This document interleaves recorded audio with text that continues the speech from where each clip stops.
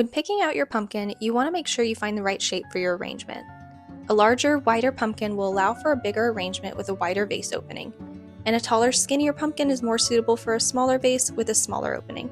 Keep in mind that the walls of the pumpkin are at least an inch thick, so you want the height of your vase to be an inch or two shorter than your pumpkin, so it doesn't stick out over the top.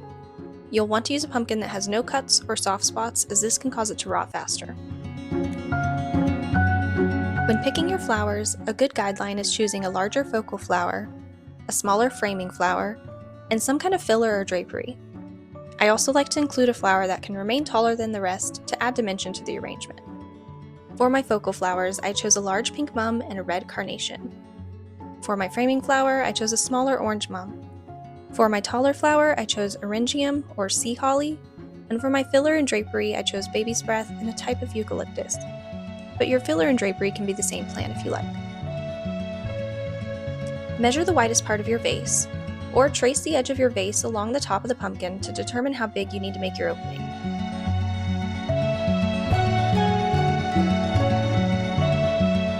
When cleaning out the inside of your pumpkin, you want to make sure you scrape everything out really well, as this will also help the pumpkin last longer.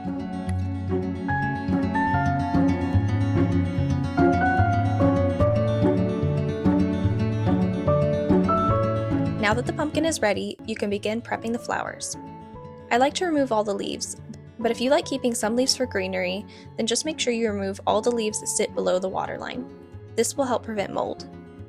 Since mums grow in clusters, I like to remove the bottom stems to make the flowers less bulky and easier to add to the arrangement.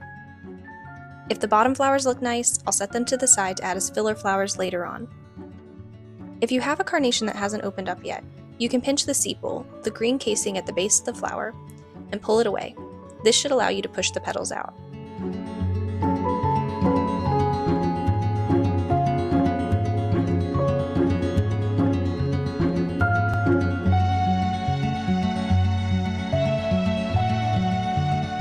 Starting with the base of the arrangement, I add the eucalyptus.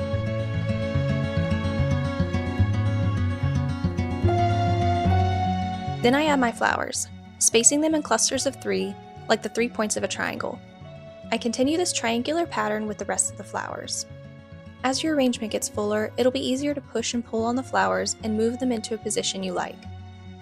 It's important at this point to have varying flower heights, leaving some stems longer than others so your flowers don't bunch together too tightly or leave you with large gaps. By layering the flowers, you can make the arrangement look fuller and add a bit of dimension and depth to your design. At this point, I add the baby's breath to fill in holes and hide stems, as well as frame the flowers.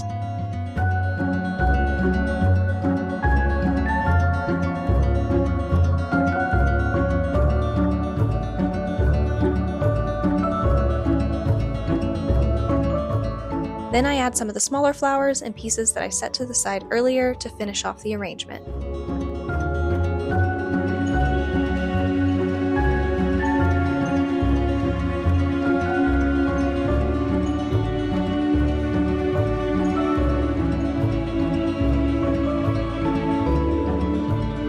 My pumpkin ended up lasting about a week, and my flowers lasted twice as long.